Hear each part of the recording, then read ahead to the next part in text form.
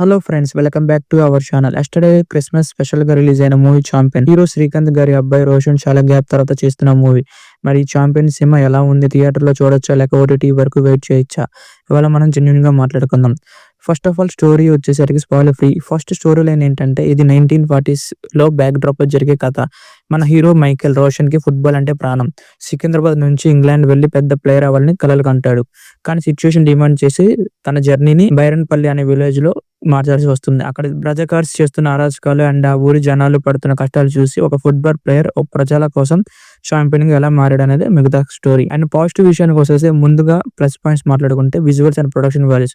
Cinema చూస్తున్నంత సేపు మనం 1940s లోకి వెళ్ళిపోతున్నట్టు ఉంటుంది. అండ్ మాది గారి సినిమాటోగ్రఫీ ఇంకా top notch. Shades, costumes and colour grading చాలా రిచ్ గా ఉన్నాయి. బిగ్ స్క్రీన్ మీద చూడడానికి బాగుంటాయి. అండ్ రోషన్ స్క్రీన్ ప్రెసెన్స్ చాలా బాగుంది. లవర్ బాయ్ లుక్స్ నుంచి యాక్షన్ సీక్వెన్స్ వరకు చాలా ఈజీతో చేశాడు అండ్ హార్డ్ వర్క్ కనిపించింది. ఇంకా మలయాళం నుంచి వచ్చిన హీరోయిన్ యాక్టింగ్ సూపర్. తన క్యారెక్టర్ మంచి ఇంపార్టెన్స్ ఉంది and she did complete justice.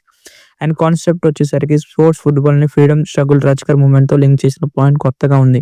Interval bang and climax కొన్ని షార్ట్స్ గూస్ బంప్స్ తెప్పిస్తాయి. ఇంకా నెగిటివ్స్ విషయానికి వస్తే ఇక minus points, slow narration. Cinema start అయినప్పుడు ఉన్న పీస్ మధ్యలో డ్రాప్ అవుతుంది. సెకండ్ హాఫ్ కొన్ని సీన్స్ చాలా లాగ్ అనిపిస్తాయి. And emotional disconnect. కాన్సెప్ట్ బాగున్న ఎమోషనల్ గా ఆడియన్స్ ని కనెక్ట్ చేయడంలో డైరెక్టర్ కొంచెం తడబడినట్టు అనిపిస్తుంది.